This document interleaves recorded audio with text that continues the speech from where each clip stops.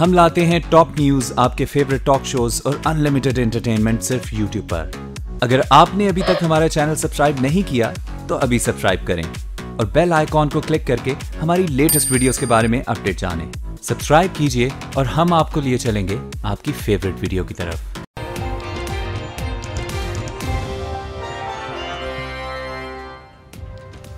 शरीफ family के खिलाफ नैब का घेर।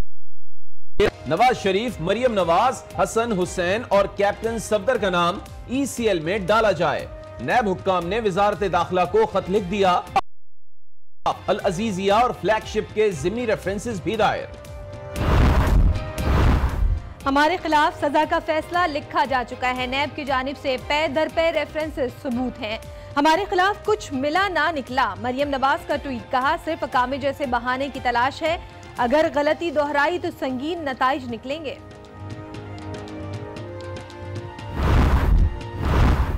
नैब ने वजीर आजम के फवाद हसन फवाद को तलब कर लिया। फवाद हसन फवाद को जुमेरात को नैब लाहौर में पेश होने की हिदायत। जराए के मुताबिक वजीर आजम के सेक्रेटरी पर आशियाना हाउसिंग स्कीम में करप्शन का इल्जाम है। वोट का एहतराम होगा तो मुल्क आगे बढ़ेगा। मैंडेट की तौहीन नहीं होनी चाहिए। नवाज शरीफ की मीडिया से गुफ्तगू, कहा जी चाहता है लोधरा जाकर अवाम का शुक्रिया अदा करूं।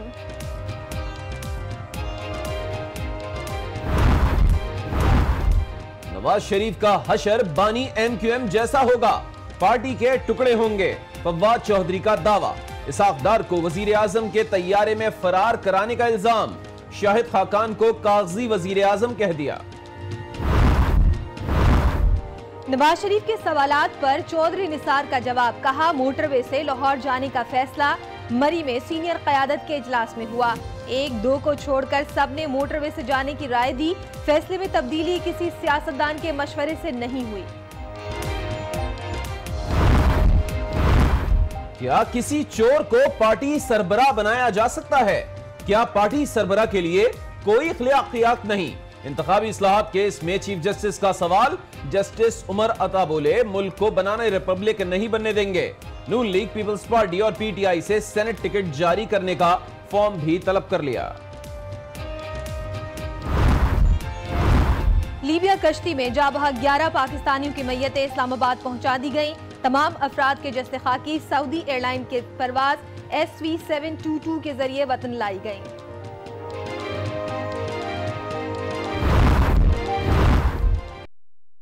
फैसलाबाद के वफ्द की शोहदा कब्रिस्तान हाजिरी। पार्टी को तकसीम और कमजोर नहीं होने देंगे। अवाम को जल्द खुशखबरी मिलेगी। खालिद मकबूल की मीडिया से गुफ्तगू।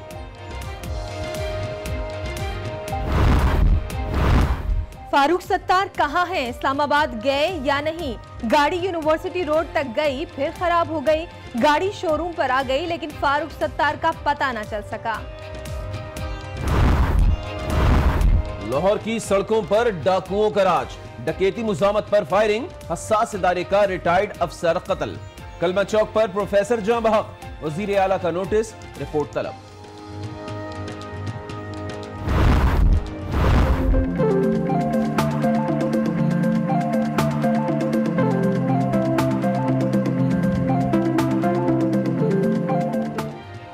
और तुर्क खातून का कारनामा, दुनिया का तेज तरीन चार्ज होने वाले सेल तैयार कर लिए। 5 मिनट में मुकम्मल चार्ज हो जाएगा। गाड़ी 540 किलोमीटर सफर कर सकेगी।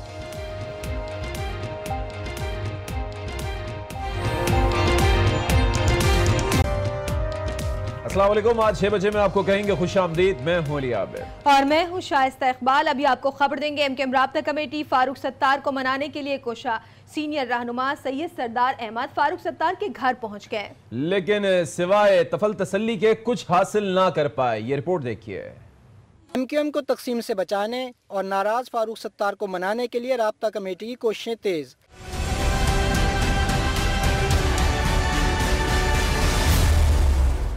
ज़राए के मुताबिक एमकेएम राब्ता कमेटी ने डॉक्टर फारूक सत्तार को मनाने के लिए पार्टी के बुजुर्ग अरकान को टास्क देने का फैसला किया है। राब्ता कमेटी का मौक़िफ़ है कि मुखालफिन की नज़रें एमक्यूएम के वोट बैंक पर हैं।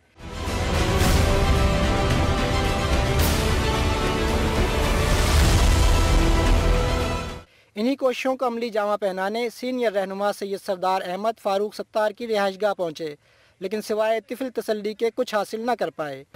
देखें, उम्मीद पे दुनिया कायम है। बचपन से अब तक सर सैयद का एक मजमून था, उम्मीद की खुशी, वो रटा हुआ है। अल्लाह जाने, अब कोशिश करते हैं जो भी है। फारूक सत्तार ने भी मामलात के हल का दिलासा दिया। सारी उम्मीदें हैं, इंशाल्लाह अच्छी चीज़ें होंगी, अच्छी चीज़ें निकलेंगी इंशाल्लाह। इधर ज़राए का कहना है कि खालिद मकबूल सिद्दीकी को सेनेट इंतखाबात के लिए हतमी उम्मीदवारों के इंतखाब का इख्तियार देना इसी सिलसिले की कड़ी है। एमक्यूएम पाकिस्तान के इंटर पार्टी इलेक्शन 18 फरवरी को होंगे। तर्जुमान एमक्यूएम पाकिस्तान ने नए शेड्यूल का ऐलान कर दिया। पीआईबी कॉलोनी से जारी एमक्यूएम पाकिस्तान के एलामिये में कहा गया है कि 17 फरवरी को इंट्रा पार्टी इंतखाबात की तारीख तब्दील करने के लिए सैकड़ों दरख्वास्तें मौसूल हुई, जिसके बाद पार्टी इंतखाबात 18 फरवरी बरोज इतवार कराने का फैसला किया गया। तर्जुमान एमक्यूएम के मुताबिक इतवार को आम तातील के बायस ज्यादा से ज्यादा कारकुनान वोट डाल सकेंगे। अब आपको बताएं कि लाहौर में डकैती मुज़ामत पर हसास इदारे के रिटायर्ड अफसर को कत्ल कर दिया गया, जबकि जीसी यूनिवर्सिटी के प्रोफेसर को भी डाकुओं ने निशाना बना डाला।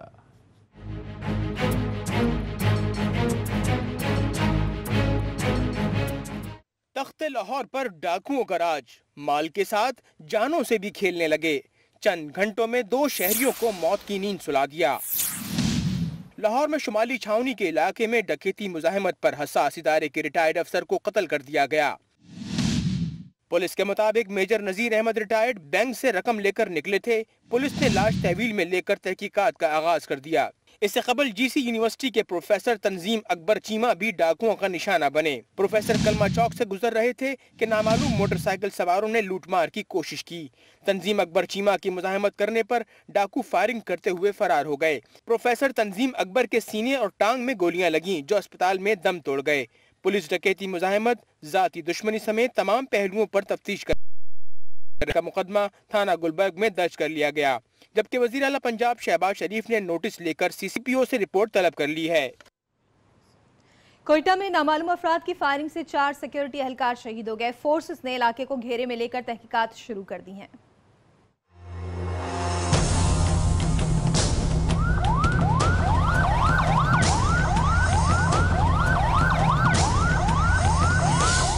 कोयटा में टारगेट किलिंग का स्विच ऑन, सिक्योरिटी फोर्सेस के एहलकार निशाना बन गए।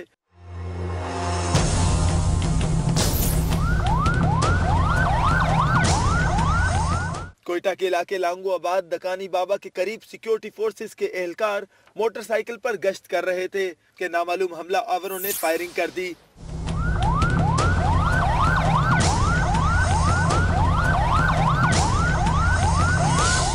जिससे 2 मोटरसाइकिलों पर सवार 4 एहलकार शहीद हो गए। वाक़े की इत्ला मिलते ही पुलिस और एफसी की भारी नफरी जाए वक़ुआ पर पहुंची और इलाके को घेरे में लेकर शवाहिद इकट्ठे करना शुरू कर दिए, जबकि शहीद एहलकारों की लाशें अस्पताल मुंतकिल कर दी गई। आगे बढ़ेंगे, आपको बताएं कि नून लीग के सदर नवाज शरीफ ने कहा है कि अदलिया ने उन्हें झूठा करार दिया, मगर अब कौम अपना फैसला सुना रही है। लोधरा के ज़िमनी इलेक्शन का जो नतीजा आया वो कोई सोच भी नहीं सकता था। वोट के तकद्दुस का एहतराम अवाम के जहनों तक पहुंच चुका है। नवाज शरीफ ने कहा कि वोट का तकद्दुस बहाल होगा तो ही मुल्क आगे बढ़ेगा। बानी जामे नईमिया की अहलिया के इंतकाल पर ताज़ियत करने के बाद मीडिया से गुफ्तगू करते हुए उन्होंने कहा कि लोधरा ज़िमनी इलेक्शन में खुदा ने जो उनको इज्जत दी उसका कोई सोच भी नहीं सकता था। मुखालिफिन का मैं क्या जिक्र करूं,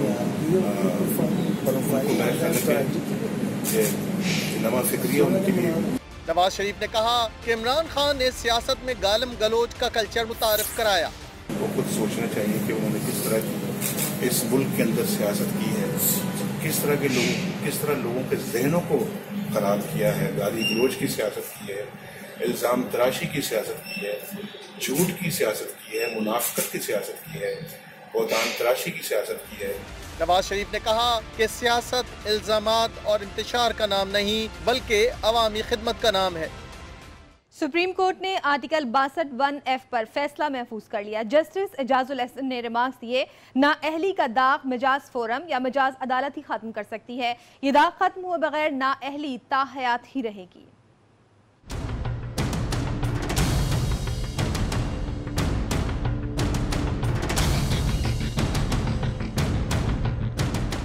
नाअहली की मुद्दत क्या होनी चाहिए? क्या नाअहल शख्स दोबारा इलेक्शन लड़ सकता है? सुप्रीम कोर्ट ने फैसला महफूज कर लिया।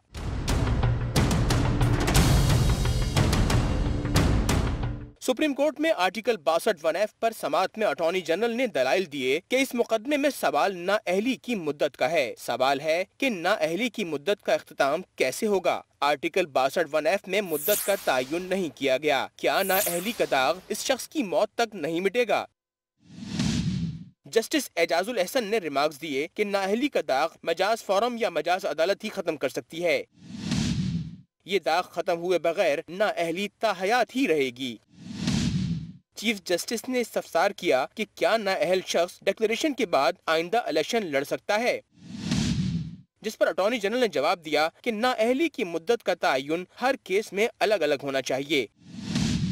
कागजात नामजदगी में जालसाजी और गलत बयानी को देखना होगा।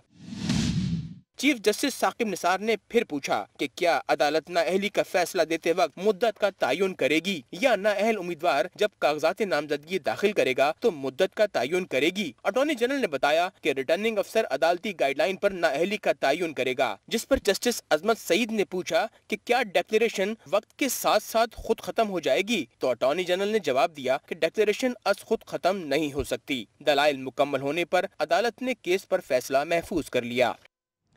सुप्रीम कोर्ट में अद्वियात की कीमतों से मुताल्लिक केस की समाअत में चीफ जस्टिस साकिब निसार अदालत आलिया के हुक्म इम्तना देने पर बरस पड़े। सिंध हाई कोर्ट में आंखें बंद करके हुक्म इम्तना बांटे जा रहे हैं। वो कहते हैं कि किसी को खुदा का खौफ नहीं, जिसने काम नहीं करना तो वजीफा और पेंशन ले और घर चला जाए।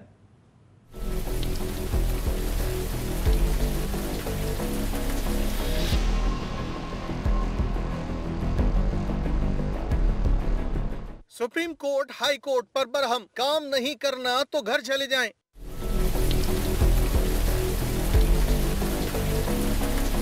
केस अद्वियात की कीमतों से मुताल्लिक सिंध हाई कोर्ट की जानिब से हुक्म इम्तना देने पर चीफ जस्टिस हो गए बरहम।